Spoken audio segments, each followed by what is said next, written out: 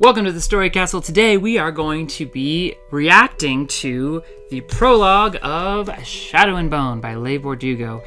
This is a very successful book that spawned a very successful Netflix series. I am a bit late, and by that I mean a lot late, because it's not necessarily new, but that is what happens when you have two little kids and a lot to do. Sometimes you don't get to things until later. So I am really excited to be diving in and reading this book overall, and since I haven't read it, I thought it would be the perfect opportunity to take a look at the prologue together and give you my off-the-cuff, unvarnished thoughts and opinions and responses to her writing style, and some of the things that are happening in the very beginning of the story from someone who doesn't know where it's going, and sometimes that off-the-cuff reaction can be really interesting and you learn more from it than considered thoughts and opinions. One of the reasons I'm excited to do this is because the topic of a prologue as a concept is a little bit contentious in the author community. Some people think that prologues are bad and should never be written because they're always wasteful. I don't agree with that. I think there are good ways of doing a prologue. You just have to know what they're for and why you're writing one. I definitely agree that a prologue that is sort of like, here's information you need to know before the story, that functions more as an info dump, is a bad idea. That is wasting your reader's time and attention, and is a good way to get people to put the book down before they get to the real story that hopefully at least starts in chapter 1. So it's not a good place for info dumping or foregrounding information. And a prologue is also not a good place to sort of start the story but not actually start the story, which usually happens if you're taking the main character and it's too close to the events of the actual story. It's a great way to not so much tell story as establish tone and expectations. I think that's one of the best functions of a good prologue, is whetting the reader's appetite, showing them something really appealing or interesting or engaging, and that's gripping, and specifically that is done in a way that sets the stage or the vibe or the feel of the story as a whole. Because when you do that, then it's like, wow, that was awesome and fun. And it's almost like a little contained story on its own that serves its own function, that has its own stakes, that has its own progression, that sets up and whets my appetite for the rest of the book. I think that's probably one of the best reasons to include a prologue. So as we dive into this, we're going to see if Leigh Bardugo does that well, or if the prologue maybe should have been cut. We're going to find out. All right, so diving straight in together, I'm going to go ahead and... nice maps. Oh, I love good maps at the beginning of books. It always makes me really happy. That's pretty. All right, here we go. The servants called them Malenchki, little ghosts, because they were the smallest and the youngest, and because they haunted the Duke's house like giggling phantoms, darting in and out of rooms, hiding in cupboards to eavesdrop, sneaking into the kitchen to steal the last of the summer peaches. Okay, we are off to the races. What a lovely first... Is that a sentence? Yeah, that's a full sentence. That was great. It was great for a couple of reasons, and let's talk about it. First off, it's a high momentum opening. She doesn't bother trying to explain anything. She trusts our intelligence as a reader, which I think is one of the most important things that an author can do, by just starting to tell the story and expecting us to keep up, which is wonderful. And she gives the right kind of information in the right places. And the other thing that this opening does really, really well is one of the most critical things you can do in an opening hook, which is to pose interesting questions. And she does it in really simple but very effective ways. The servants called them Malenchki, little ghosts. Who? The servants of who? Well, so we know they're servants. Whose servants are they? We know there's a them here. What them are we talking about? Even questions as simple as that raises the tension of an unresolved thing that now I want to read the next sentence because I kind of want to know that. I'm not invested in the larger story yet. I'm invested in solving that particular mystery that is now itching my brain. That is such an effective way, especially right in your opening. Make sure you're foregrounding some great questions that are interesting enough to have your reader want to keep reading, which I do. Third thing I want to talk about in this, and I know we've literally only gotten in one sentence, but it's a really good sentence. She's using very specific call-outs to create atmosphere and setting very masterfully. In a couple of spots, specifically Malenchki, that's an intentional choice. Like it's an italicized little word. But remember that even in fantasy, like all language is cultural. even if we don't 100% know, we are rooted enough in the orientation of our world and the cultures of our world that because languages come from cultures, they're associated with certain cultural backgrounds and places. So if it had been a very Latinized word, we would have associated it with a different kind of time and place. Or if it had sounded more Japanese or Chinese or Indian or whatever. Maleńsky is a very Eastern European / Russian Slavic sounding word, which means that without having told us anything, she has shown us that this is the kind of space we are now in culturally. And even if you don't get all of that consciously, you pick that up right away. And then she's also giving you an indication of time and place, because they're talking about they haunted the Duke's house like giggling phantoms, cupboards, and the kitchen and summer peaches. So we're placed in an agrarian setting. We have an aristocracy. Yeah, technically that could just as well be modern times, but the more likely implications of all of that we pick up immediately is a little bit more maybe a medieval. It's not ancient because they didn't have dukes. But we get that sense right away. Like there's a mansion with a duke and it's sort of agrarian and it's sort of Slavic or Eastern European in orientation. That's a lot of setting and world building to accomplish without ever saying anything. It's very, very impressive. I like that a lot. All right, we're going to talk about more than just one sentence, so let's keep going. The boy and the girl had arrived within weeks of each other. 2 more orphans of the border wars, dirty-faced refugees plucked from the rubble of distant towns and brought to the Duke's estate to learn to read and write and to learn a trade. The boy was short and stocky, shy but always smiling. The girl was different, and she knew it.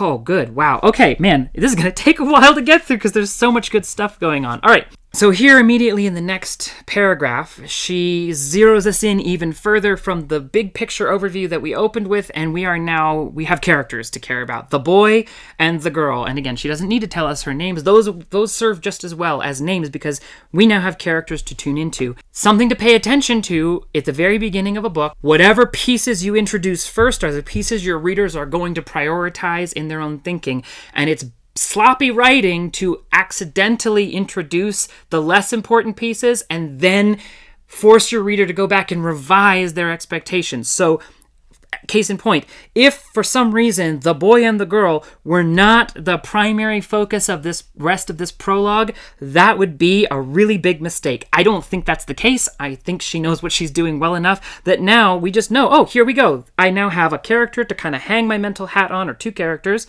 And actually, she even gives us an indication of who between them is really the protagonist, at least of this prologue. It's the girl, because we stay in the third person for the boy. The boy was short and stocky, shy, but always smiling. The girl was different, and she knew it. We're now moved from the sort of third-person abstract narrative point of view to start, all of a sudden, we now are in her head. We know something about what she thinks or feels, and that, again, clues us in that we should pay more attention to her as the primary character. All of these things are subtle, but as you are writing, recognize that we as readers are incredibly well trained to the way that stories are told, and the first bits and pieces that are introduced, we're going to grab them and we're going to start building our expectations and orientation for the story out of them immediately. So, like I said, if that was a mistake, it was a big mistake, but I don't think it was. I think it was a very masterful and effective job of framing and establishing story in like the first 3 sentences, but there's already so much here to work with, and I think it's great. Huddled in the kitchen cupboard, listening to the grown-ups gossip, she heard the Duke's housekeeper, Anakuya, say, "She's an ugly little thing. No child should look like that. Pale and sour like a glass of milk that's turned. And so skinny," the cook replied, "never finishes her supper." Crouched beside the little girl, the boy turned to her and whispered, "Why don't you eat?" "Because everything she cooks tastes like mud." "Tastes fine to me." "You'll eat anything." They bent their ears back to the crack in the cupboard doors. A moment later, the boy whispered, "I don't think you're ugly." "Shh," the girl hissed. But hidden by the deep shadows of the cupboard, she smiled. Nice. Okay, that's some more really good story development. Again, she's doing a great job of starting big picture and gradually zeroing us in. You notice at the beginning, the first paragraph was not oriented to time. Like, it was a broad overview of these are things, but we're not in a moment yet. We're not in a scene yet. And then she kind of zooms us in, almost like a camera in a movie, to the moment when we are now in a scene with these characters, because it goes from general observations to specific actions that are happening. And then from there, we get rooted to here's a character name and then some dialogue. And dialogue is usually one of the first clues that you're now in a scene, because you're in a moment where you're going second by second, moment by moment, because you're listening to characters talk to each other. So now we've gone from big picture down into a scene, and we're continuing to clearly develop that the relationship between the boy and the girl is really important. Again, assuming she knows what she's doing, which I think she does, I'm going to guess now that the girl in the prologue is the protagonist of the whole book, and we're seeing her earlier in her life, and that some element of her relationship to this boy character are going to matter a lot, because that's clearly being foregrounded, like the dynamic of the two of them is significant. In the summer, they endured long hours of chores, followed by even longer hours of lessons in stifling classrooms. When the heat was at its worst, they escaped into the woods to hunt for birds' nests or swim in the muddy little creek. Or they would lie for hours in their meadow, watching the sun pass slowly overhead, speculating on where they would build their dairy farm and whether they would have 2 white cows or 3. In the winter, the Duke left for his city house in Osalta, and as the days grew shorter and colder, the teachers grew lax in their duties, preferring to sit by the fire and play cards or drink kvass. Bored and trapped indoors, the older children doled out more frequent beatings. So the boy and the girl hid in the disused rooms of the estate, putting on plays for the mice and trying to keep warm. That's a nice little moment. It's one of those sort of progression of time segments where you're describing little moments and vivid scenes over a longer period of time, because you're trying to roll the clock forward a little bit. But also, as she's doing it, she's continuing to world build. She's continuing to give us that sense of orientation to the larger place that we are in and the feel of the space that we are in, which she does, I think, really nicely by picking really concrete and intentional choices. It's not generic. It's specific, which description should always be. So when the heat was at its worst, they escaped into the woods to hunt for birds' nests or swim in the muddy little creek. She could have just said, like, over the summers they played, or something more generic. But she's giving these really specific examples and specific descriptive hooks for us to be in and be present in the story, which is really, I think, very effective. On the day the Grisha examiners came, the boy and the girl were perched in the window seat of a dusty upstairs bedroom, hoping to catch a glimpse of the mail coach. Instead, they saw a sleigh, a troika pulled by 3 black horses, pass through the white stone gates onto the estate. They watched its silent progress through the snow to the Duke's front door. Okay, this is interesting. I was just starting to wonder, because she's spent 2.5 pages, roughly, giving us kind of a more laconic narrative of a time and a place where these characters are in. And we had literally just started to hit the point where I was beginning to lose interest, because we didn't have any tension to follow yet. There was no stakes or conflict yet. It was just sort of, here's these 2 characters in this place. And the interest that was raised by the initial opening questions has begun to, both the questions are being answered. Okay, I'm oriented. You told me about these characters. But we hadn't yet picked up on anything new yet. And just then, if she had gone on for 2 or 3 more paragraphs with descriptions of the house and like, I'm not invested enough yet for you to do that. But the fact that she, at exactly the right time, went from, oh, yeah, they were doing these things, playing in the fields, and on the day the Grisha examiners came, we're back to a moment in time, and specifically, there's new questions. What is a Grisha examiner? Why have they come to the house? And there you go again. Questions re-engage us into the story right when we needed it most. So, wow, again, perfect pacing so far in this prologue. 3 figures emerged in elegant fur hats and heavy wool kefta, one in crimson, one in darkest blue, and one in vibrant purple. "Grisha," the girl whispered. "Quick," said the boy. In an instant, they had shaken off their shoes and were running silently down the hall, slipping through the empty music room, and darting behind a column in the gallery that overlooked the sitting room where Anakuya liked to receive guests. Anakuya was already there, bird-like in her black dress, pouring tea from the samovar, her large keyring jangling at her waist. "There are just the 2 this year, then," said a woman's low voice. They peered through the railing of the balcony to the room below.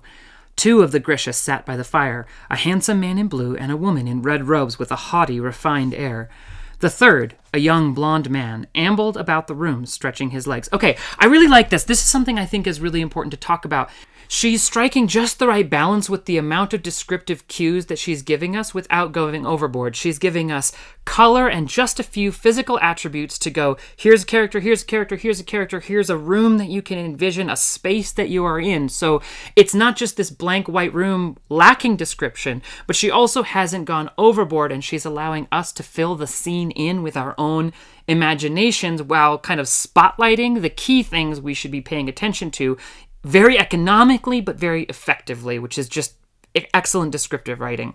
Also, we kind of have some hints of tension because it's clear these characters, these Grisha examiners, whoever they are, shouldn't normally be here. The fact that they are here and the fact that the one bit of dialogue, there are just the 2 this year then, as a question means that it raises some unresolved notes, and we know which 2 she's talking about. So again, it's those little hints of there's plot afoot, there's potentially conflict or tension, there's some change or disruption that's about to happen, and that kind of leans us in again, and we're now, wow, what's going to happen? What's going to happen? What's going to happen? And whenever you get your readers asking, what's going to happen, and caring about the answer, you're doing really well. Yes, said Anyakuya, a boy and a girl, the youngest here by quite a bit, both around 8, we think. You think? Asked the man in blue. When the parents are deceased. We understand, said the woman. We are, of course, great admirers of your institution. We only wish more of the nobility took an interest in the common people. Our duke is a very great man, said Anyakuya. Up in the balcony, the boy and the girl nodded sagely to each other. Their benefactor, Duke Karamsov, was a celebrated war hero and a friend to the people. When he had returned from the front lines, he converted his estate into an orphanage and a home for war widows. They were told to keep him nightly in their prayers. And what are they like, these children? Asked the woman. The girl has some talent for drawing. The boy is most at home in the meadow and the wood. But what are they like? Repeated the woman. Anakuya pursed her withered lips. What are they like? They are undisciplined, contrary, far too attached to each other. They are listening to every word we say, said the young man in purple. Okay, a couple things about this that I think are worth highlighting. Great dialogue. The dialogue, one of the things that you can do really effectively with dialogue is develop character. We have Anakuya's character partly through her dialogue. She's clearly putting on sort of the natural front, but she has these strong opinions, and we get the sense that she's a bit of a, shall we say, sharp-edged woman, and maybe isn't too fond of the kids. That's revealed through dialogue rather than her just telling us. She's never really told us anything, but she, again, is showing it to us through character action and character speech, which is really effective. Also, the pacing of the dialogue is really good. It moves fast, and there's character conflict and tension within the dialogue. So instead of just taking each thing at face value and building on it, it's like, what are they like? She answers it, and then the lady kind of snaps back at her. It's like, no, you're not getting it. I'm asking you what are they like? And now, there's character conflict between the 2 of them. And then a character is interrupted, which is a very effective dialogue technique. When you have one character speak right over, like a lot of times in normal speech, we don't finish our sentences. Someone else starts saying something and we get cut off, or we cut someone else off. That's a very effective dialogue technique that makes the dialogue feel more organic and natural. And the interruption isn't a throwaway, it's a very specific way of ramping up the tension in the scene, because up until now, the boy and the girl have been safe in hiding, listening in, and boom, that safety is just unraveled because it establishes that these characters are powerful or significant or smart or something, and also it strips away a bit of a crutch of like, well, they're in hiding. Oh, no, they're not. And again, what's that going to mean? Are they going to be in trouble? What's going to happen? Well, now, again, we're asking, what's going to happen? So good pacing and really good structure as we go here. The boy and the girl jumped in surprise. He was staring directly at their hiding spot. They shrank behind the column, but it was too late. Anakuya's voice lashed out like a whip. Alina Starkov, Malia Noretsov, come down here at once. Okay, so now we have some character names. But again, notice how we didn't need them. The character names continue to reinforce the cultural association through language, like we're clearly in a more Slavic, Eastern European-oriented time and place, whatever that exactly, we don't know all the details, but we have enough to work with. But we didn't need character names. The boy and the girl was working just fine, but now she's like peeling back onion layers, and now we have names to go with the characters. But she didn't waste our time, saying, well, the boy was named this and the girl was named this, back before when it would have been an impediment to the pace of the story. But she puts it in here as a little bit of a reprimand. So she's introducing story information without info dumping by putting it into the pace and movement of the story as it's happening, which is very effective. Reluctantly, Alina and Mal made their way down the narrow spiral staircase at the end of the gallery. When they reached the bottom, the woman in red rose from her chair and gestured them forward. "Do you know who we are?" the woman asked. Her hair was steel gray, her face lined but beautiful. "You're witches!" blurted Mal. "Witches!" she snarled. She whirled on Anakuya. "Is that what you teach at this school? Superstition and lies!" Anakuya flushed with embarrassment. The woman in red turned back to Mal and Alina, her eyes blazing. "We are not witches. We are practitioners of the small science. We keep this country and this kingdom safe." Okay, interesting. One thing I will highlight about this, one very effective storytelling technique within your scenes is to find opportunities to reverse the natural expectation of your reader. What I mean by that is here, so the kids just got caught. They have to come down the stairs. She's like, "Do you know who they are?" And the expectation is when the boy blurts out an offensive thing and the woman is clearly upset about it, you expect that she's going to be upset at the kids. That's just kind of where you think you see the scene going, because that's what makes sense. So the fact that she then immediately turns and is upset at the housekeeper, the main servant, Anakunya, and she says, "Wait a minute, what have you been teaching them?" That's just a fun reversal of expectation. It jars you for a second, and it's that quick, fun, interesting twist that makes you go, "Oh, wait, I can't just coast on this. I can't be reading and sleeping at the same time, because this author is moving and she's doing interesting things. That wasn't what I expected, but it was fun and interesting, and it continues to develop and reveal character and give us context for the world." So now, again, we know, without her just telling us this, we know that there's some disagreement or some different perspectives. Maybe some people have like superstitions about this group of, I guess, Grisha, who have some kind of, I'm assuming, magic or power or ability, the small science as they refer to it. And it's not totally accepted or completely well understood. That's world building, but it's world building through dialogue and character interaction and not through info dumping, which again, grade A. Okay.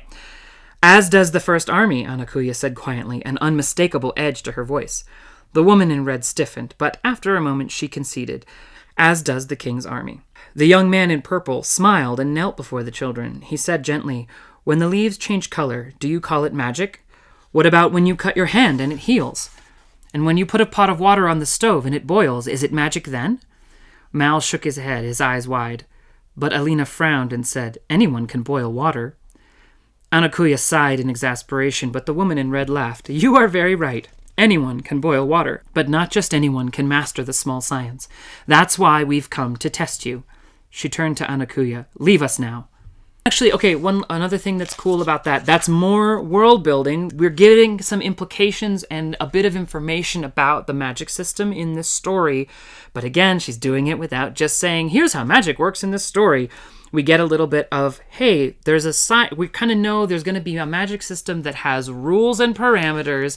It's able to do some things, but it's a little bit closer to a science than an all-powerful magic sorceress art. And we're probably going to find out more about how that works, but again, through dialogue, which is lovely. And we're also getting more character development because Alina is clearly now shown to be the smarter, the more engaged, the more confident of the two of them, because the boy is kind of just awestruck and going along, but she has the presence of mind to question and push back, which is showing us something about her character. "Wait," Mal exclaimed, "what happens if we're Grisha? What happens to us?" The woman in red looked down at them. "If, by some small chance, one of you is Grisha, then that lucky child will go to a special school where Grisha learn to use their talents. You will have the finest clothes, the finest food, whatever your heart desires," said the man in purple. "Would you like that?" "It is the greatest way that you may serve your king," said Anakuya, still hovering by the door. "That is very true," said the woman in red, pleased and willing to make peace. The boy and the girl glanced at each other, and because the adults were not paying close attention, they did not see the girl reach out to clasp the boy's hand or the look that passed between them. The Duke would have recognized that look. He had spent long years on the ravaged northern borders, where the villages were constantly under siege and the peasants fought their battles with little aid from the king or anyone else. He had seen a woman, barefoot and unflinching in her doorway, face down a row of bayonets. He knew the look of a man defending his home with nothing but a rock in his hand. Oh, wow, that's wonderful prose. I just have to say, that's just wonderful prose. It's incredibly evocative, it's emotional, it's extremely well written. That's the end of the prologue. Wow, okay, final thoughts? I think you can tell by now, I think it's great. She's clearly earned all of her success and then some. That's incredibly effective writing. I think some of her biggest strengths that I at least can see in this prologue is really effective descriptive writing and really effective showing without telling, which is especially important for fantasy because there's so much new world building and setup that you need to do, but you need to do it in a way that's still entertaining and is still effective storytelling rather than just here's what you need to know about magic, and here's what you need to know about the Grisha, and blah, blah, blah, blah, blah, blah, blah, which is tempting to do as a fantasy author because you feel like you need to show the readers all these things and tell them all this stuff so that they understand your story. Leigh Bardugo has done an excellent job of, like I said at the beginning, trusting us as readers to follow along and get the parts that matter most, so she just tells the story without trying to explain it at the same time. Which makes me really excited to continue reading. I know that Shadow and Bone Season 2 is in the works. I have not watched the show because I wanted to read the book first, and now I'm very excited to read the book. And I think as I get through, maybe find some other scenes that would be worth breaking down or discussing. We'll have some more videos about that here on the channel down the road. So if you enjoyed this reaction, if you found it interesting, please take a second to like it so that it can help spread to more people. And if you would like to find more videos discussing writing craft, better storytelling, or breakdowns of popular books and movies, then subscribe to the channel for more to come.